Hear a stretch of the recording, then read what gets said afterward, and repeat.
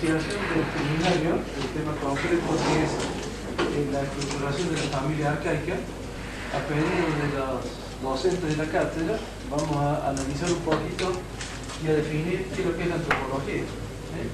La antropología es la ciencia que estudia la historia natural del hombre, dicho en términos simples, y tiene subdivisiones secundarias como ser la antropología filosófica, antropología cultural, antropología social, antropología física o biológica. Vista en el tiempo, ¿para qué sirve la antropología? También la podemos dividir en antropología prehistórica o paleoantropología, antropología actual y antropología futura. ¿Quiénes son los que desarrollan las distintas especialidades de la antropología? Bueno, de la antropología social, la antropología cultural, la desarrolla preferentemente el médico. Antropología física o biológica. En este caso, el médico se tiene que valer de técnicas de otras disciplinas secundarias, ya que la antropología es una disciplina independiente. Se tiene que valer el médico de otras materias, digamos, o técnicas, por ejemplo, de la historia y de la prehistoria, que sería la arqueología. La arqueología significa reconstrucción de los monumentos antiguos. Entonces, para hacer una exhumación de un esqueleto antiguo, de un individuo prehistórico, el médico se basa o se vale de las técnicas arqueológicas, porque de lo contrario no logra sacar ningún resultado. Entonces, una vez que tiene esos resultados, él aporta para la antropología física y para la antropología cultural, filosófica, social, también aporta los datos que saca de las costumbres, de cómo murió, de los elementos que tiene agregados a esa tumba acompañando al muerto, etc. ¿Sí? Cultural, social y histórica, etc. Por eso yo he hecho un esquema.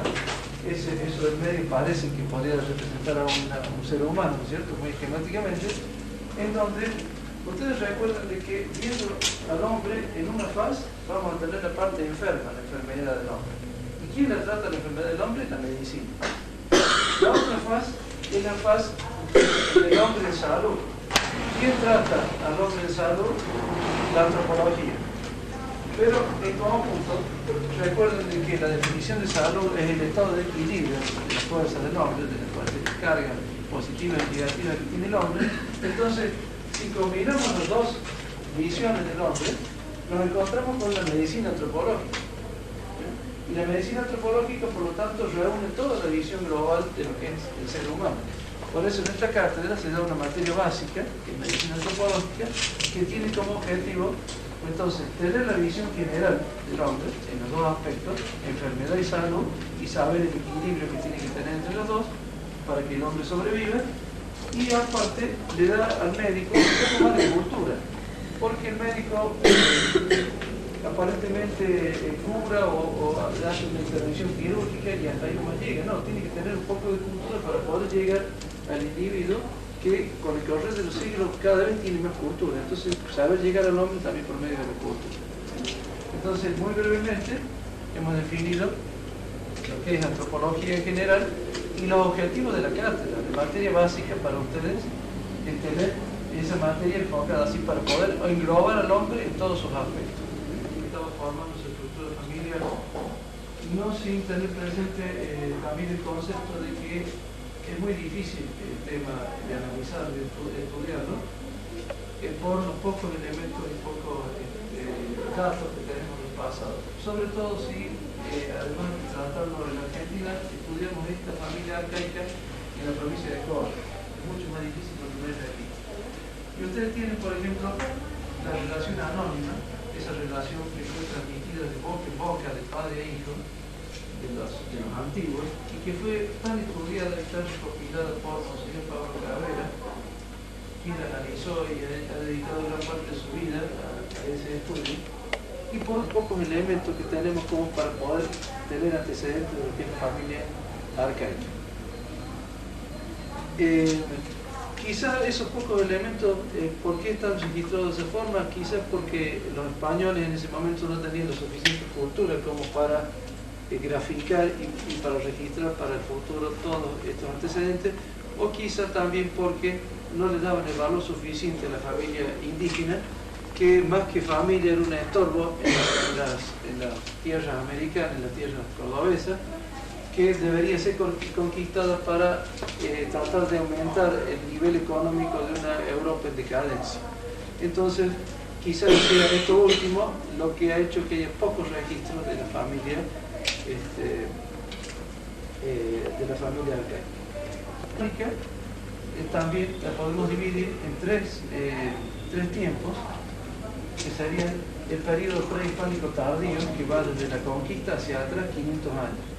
El periodo prehispánico medio, que va desde los 500 años hacia atrás hasta los 2000 años, y el periodo prehispánico temprano, que abarca desde los 2000 años más o menos hasta los 3000, quizás no llegue a los 3000, 2500 años. Entonces,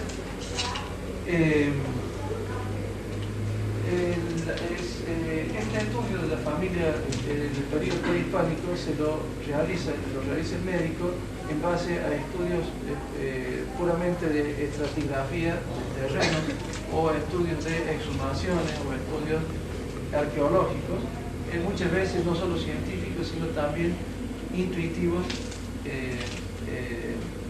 y deductivos. Ahí tenemos que hablar entonces de la primera corriente de población americana, que vino por el estrecho de Bering hace 70.000 a 100.000 años, y la tercera corriente de población, que viene por los canoeros del Asia, y que forman la tercera corriente forman los sanavirones de Santiago del Estero. La primera corriente forman los comechingones de Córdoba. Tiene mucha importancia en nuestra provincia, mucho más. Y la cuarta corriente de población, que es la de los digamos, invasores culturales también del Asia, canoeros, de las culturas desarrolladas indígenas, influyen recién en el periodo post-hispánico. O sea que, por ejemplo, en Sudamérica, los incas derivan de esa cuarta corriente de población y son los que tienen influencia hasta el norte de Santiago del Estero, donde terminan los valles calchaquíes, al sur, ¿no es cierto?, de esa parte final, y tienen influencia casi en la época en que se produce la conquista, y en 1480 desaparece el imperio inca. Entonces, en el principio de la conquista tienen influencia periódica, en el post-conquista. ¿Cómo era, remontándonos entonces al periodo prehispánico, cómo eran las primeras familias aborígenes? Eran simplemente bandas o hordas pequeñas de individuos que estaban dirigidos por un cacique, podríamos llamar, o un jefe de familia, rodeado de varias mujeres, los hijos, los allegados o amigos y algún que otro hermano del jefe. Y de esa forma tenían, digamos, los primeros grupos sociales, que fueron de los ayampitines cordobeses, de 8.000 años de antigüedad, estaban formados de esa forma. ¿Qué surge de esta formación tan especial? Lo primero que aparece fue la poligamia. Y la poligamia, o sea, el jefe tenía varias mujeres, varias esposas. El territorio donde estaba. Se dice de que muchas mujeres esposas de estos jefes buscaban otras esposas para que en conjunto formaran los grupos sociales, los grupos de familia, y les ayudaran a mantener a la familia que había formado las tres esposas. Hay que tener cuidado porque acá se mezclan una serie de costumbres con tiempos, y en fin, no es muy claro la prehistoria en este sentido, ¿no? Pero remontándonos a Catamarca, en tiempos más remotos, encontramos otro horizonte cultural, que fueron los ampajangüenses. ¿Por qué? Porque vivieron al lado del río Ampajanco, en Catamarca. Tenían una antigüedad de 14.000 años y eran los hombres de piedra de Catamarca. No eran indígenas, sino eran anteriores. El Ayampitín nuestro, descubierto en un lugar donde se llama Ayampitín, por eso llevan el nombre de Ayampitín, tenían 8.000 años de antigüedad antes del presente. Ver que cuidaba a su familia. Entonces bien podemos deducir de que estos otros orígenes más modernos en el tiempo que la Neandertal también tienen que haber tenido mucha importancia en cuanto a su familia. ¿Por qué? Porque poblaron América desde San Luis hasta el Perú durante muchos miles de años. Entonces algo tiene que haber tenido que hiciera que todo funcionara bien como grupo social y como familia. De la poligamia surge casi inmediatamente lo que se llama el matriarcado, porque imaginen que existiendo varias esposas, las competencias necesitaban hacer una jerarquización de las esposas. Entonces surge el matriarcado. Y ese matriarcado varía el padre de ella una vez casada. Se casaban, pero seguían dependiendo de la buena cosa de su padre. Entonces, por un momento, había peleas entre ellos y, vamos a hablar más pronto, se mandaban a mudar, entonces el matriarcado les regulaba esa huida hacia la casa paterna. Eso es lo que pasó en algunos tipos de aborígenes, inclusive algunos grupos de Córdoba. Eso dio origen a otra cosa, dio origen a lo que muchos científicos han estudiado muy bien, los distintos periodos de formación de los individuos. ¿Qué es esto? Significa que el hombre, y se dio en casi todas las tribus con muy poca variación, el hombre estaba más o menos hasta los 20 o 25 años cerca de sus padres. Aprendía a cazar, aprendía a pescar, aprendía a pelear, aprendía a manejar el monte, y cuando ella tenía más o menos todas esas adquisiciones naturales, partía de su casa a otras comarcas lejanas, buscaba una compañera y formaba su familia. A morir a la casa de sus padres, pero a ella no encontraba a los padres, sino que encontraba a las hermanas de él, que la mujer no se iba a ningún lugar a buscar familia, sino la hermana permanecía en el lugar. Entonces prácticamente moría con su hermana o con su hermana y con su sobrina. Estos son los periodos de formación de la vida de un aborigen más o menos similar en casi todos los casos.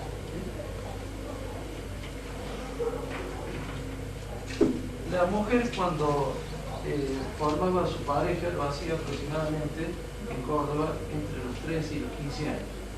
Tenía entre 3 y 6 embarazos y posiblemente hasta 3 o 5 o 6 hijos con mucha suerte. Los que tenían una alta tasa de mortalidad infantil, sobre todo en los primeros meses de nacimiento, y esa mortalidad fue en aumento a medida que se fueron acercando en tiempos a la época de la conquista. Esto es muy importante porque la conquista se transforma, la conquista española, en la causa principal del aumento de tasa de mortalidad infantil. Ni siquiera los partos tan precarios que tenían de su modo, ni siquiera las trepanaciones craneanas que ellos sabían realizar con frecuencia, ni siquiera la deformación craneana artificial por medio de las camas duras que usaban, o las vinchas que les ponían a los chicos desde muy chicos y deformaban la cabeza en el sentido que ellos querían para luego diferenciarse de las otras tribus, ni siquiera las guerras que tenían con los vecinos porque eran bastante belicosos, ni siquiera la poca alimentación variable que podían tener o no, llegaron a dar una estadística tan alta de mortalidad como la dio el aborigen cuando se acercó y cuando vivió en dominación con el español. Por eso resulta más saludable, y a mí me gusta más hablar siempre del periodo prehispánico, porque es un periodo donde la familia era plena en naturaleza y en salud. Lo que tuvo la familia de esa época fue el uso de los presarios o para métodos anticonceptivos. Entonces se vio de que individuos como los de Lagoa Santa, que es un lugar de Brasil, en el estado de Minas Gerais, que son láguidos viene de Lagoa Santa, que es un tipo de dodecocéfalo, o sea, de individuos con cabeza grande, que es característico del hombre prehistórico de América, junto con el ayapitín, que también era similar. Cuando viene la época de la conquista y domina toda esa zona, un método de rebeldía que presenta, además de las luchas y la guerra, es empezar a inventar una especie de tapón de cuello de útero, que primero lo hizo de piedra, lo hizo de hueso, lo hizo de madera, y al final terminó haciéndolo de cerámica. Entonces también su historia, porque en la última batalla que se produce entre los españoles y científicos comechingones que se realizó en el Cerro Colchiqui. El Cerro Colchiqui es un cerro que está cerca del Uritorco, hacia adentro del Uritorco, hacia el este, cerca de Ngamira. Es un cerro que uno cuando lo ve es totalmente distinto a los otros, por la erosión que tiene, es un cerro especial, es muy diferente a todos los demás. Bueno, cuando se produce esta batalla final, y esto está registrado ya en crónica, los aborígenes luchaban siempre con su familia al lado, entonces suben al cerro, llevan todos sus pertrechos, sus alimentos, llevan su mujer y sus hijos, y dicen la relación anónima que los insultaban y se les reían, se les burlaban a los españoles que estaban rodeando el cerro en la base. Lógicamente que eso duró muy poco, a los otros días no tenían alimento, no tenían más piedra para tirarle una flecha.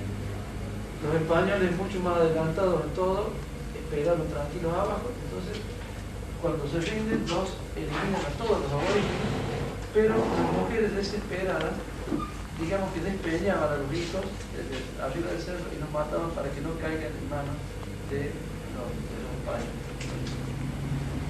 Lo guardé, después lo llevaron a un museo de tecnología. Bueno, esto tiene la particularidad de ser de cerca no verse bien, pero de lejos se ven bien una serie de puntos, círculos de pintura blanca, que es la pintura más primitiva de la origen de Córdoba, que significa el caserío de ellos. Esto estaba pegado cerca de la cabeza del cacique, dibujada con una fila de llamas que iban cruzando los cerros y pasaban por el caserío. Entonces esta sería la representación más simple, porque no hay otra, los aborígenes de Córdoba, de la historia de la familia. Estos aborígenes identificaban por el poder ver, entonces podían pelear con lunas llenas. Entonces ellos rendían culto a la luna, a los astros, y hacían el famoso, escrito por Nuestro Cabrera, el famoso rito de la luna, en donde a una anciana, la más anciana de la tribu, la tapaban con pieles de gato monte y se embriagaba y bailaba. Eso era para, todo eso va muy relacionado con este tipo de cosas, en donde ustedes ven que de esa forma también se transmite a los hijos la costumbre. Nosotros les enseñamos el proyecto de la forma y ellos posiblemente transmitían a sus hijos todas esas costumbres de otro modo. No es mucho más simple, pero para ellos es bastante práctico. Corrientes de población americana son juntos con los chilones, descendientes de esa primera corriente de población, y ellos teatralizaban la familia del siguiente modo. Hacían todos los años los ritos de iniciación sexual de la pubertad de los niños, mucho más en el hombre, más riguroso que en la mujer. Se dice que normalmente los hijos no les enseñaban absolutamente nada hasta ese momento. Y en ese momento invitaban a tribus vecinas, pero con el cuidado de que cada tribu se identificara muy bien de qué punto cardinal venía. Y se dice que los recibían visitantes de 3 puntos cardinales: el norte, el este y el oeste y el sur, ¿no? Como resultado del tabú, instituyeron o inventaron la reducción de cabeza. Y por lo general de mujeres. Cuando la mujer era infiel, la perseguían, la mataban, le cortaban la cabeza y la reducían con las técnicas de ella. En los Onas se vio que no la mataban, pero le propinaban verdaderas palizas que muchas veces terminaban muertas o muy mal heridas. Sí, ya eso era. Bueno, entonces, eso fue otra tribu de la Mesopotamia. ¿Y ellos qué prohibían? Prohibían el formar pareja entre jóvenes y ancianos. Y ahí tenían ese cuidado. Bien, pasando a las funciones que tenía, las intenciones primarias que tenía la familia, eran antes que nada la alimentación y la reproducción. Y en esto de la alimentación también hay anécdotas al respecto, ya más modernas. Por ejemplo, en la Mesopotamia argentina, en donde hace no muchos años, un ente gubernamental visitó a los aborígenes de la zona y encontró que el jefe de la familia tenía una parcela de tierra y él sembraba haciendo un hueco con el famoso palo con punta que hacían ellos, tiene un nombre propio, no recuerdo, y hacían un orificio en la tierra, ponían una semilla y así iban haciendo todo el edificio y sembrando a lo mejor el día sembraban 1 hectárea porque era una cosa imposible de ir haciendo nada. Entonces cuando llegan los entes gubernamentales de ayuda, lo primero que hace es darle un tractor y darle tanques con combustible y decir que con este tractor no te vas a poder arar mucho más fácil y la cosecha va a ser más rápida y van a progresar en los tanques de combustible te habían gastado muy poco nivel de combustible para las lámparas de alumbrar para alumbrarse. Y entonces no sabían qué hacer, bueno, llaman a un antropólogo y resulta que el individuo dentro de la familia no quería usar el tractor porque perdía jerarquía. Porque él no sudaba con el sudor de su frente, como diríamos, todos los días y no venía cansado, y no venía lastimado las manos, y no venía como para que lo valore la familia. Entonces, cuando la familia ve que venía tranquilo, bajaba el tractor, qué sé yo, no le dieron más valor, entonces lo relegaron. Entonces vuelve, deja todo ese modernismo y vuelve a la técnica antigua para ser valorado por su familia. Entonces, lugares muy inaccesibles para llegar, y eso que se ve ahí ya empieza la cueva. Estoy en un lugar muy lejos.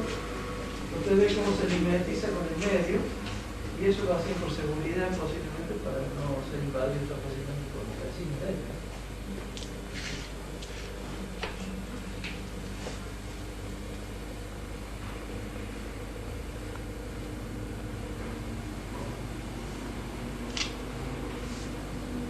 En un valle muy fértil, que posiblemente ha sido usado para cultivos ahí, hay que sacarse mucho para poder encontrar.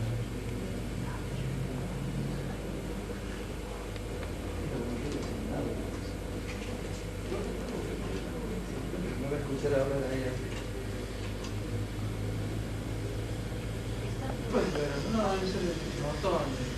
Pero lo que pasa es que el invierno es muy frío. Recuerdo mira hacia el norte. Recuerdo mira al norte. Es muy abrigado. Y no se escucha nada de adentro, inclusive un celular no capta, o sea, está totalmente aislado. Y por acá corre un mallín, que se llama, o sea, un río subterráneo. Usted no lo ve, pero usted pisa y se hunde en el barrio, ¿no? En el medio. Muy fértil el lugar.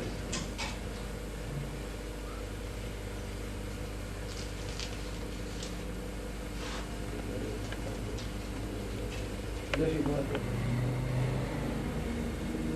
la única cueva de Córdoba que tiene características que van a ver. Por lo menos yo son rocas. Son grandes rocas, entonces usaban todo lo que son aberturas abajo de la piedra. Y cuando estaban en tierra, cavaban para abajo de tierra, 1 metro, 2 y hacían las casas pozos.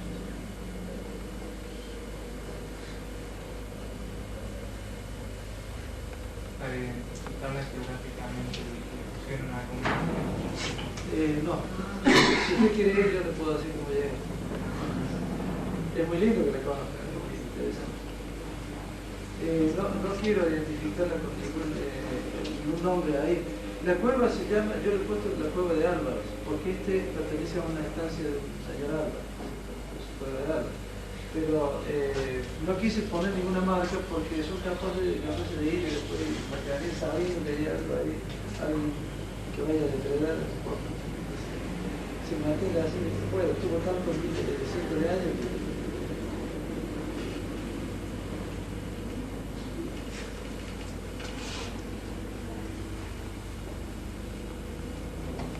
En donde la particularidad que tiene es que el lugar fue aprovechado en cuanto a las vetas del terreno y a las vetas de piedra para realizar morteros colectivos y unirlos con canales tallados artificialmente en la base, o sea, en el piso de esta cueva, y de esa forma transforma a este abrigo en un abrigo muy especial de la provincia de Córdoba, ya que existen muy pocos, casi diría que no existe ninguno similar a este, en donde la habitación aborigen demuestra una manufactura muy primitiva o una pequeña industria quizás familiar o un desarrollo ya del paso de los aborígenes del estado nómade cazadores al estado sedentario y escurrir hacia el exterior por este canal. Pero aprovechaban otro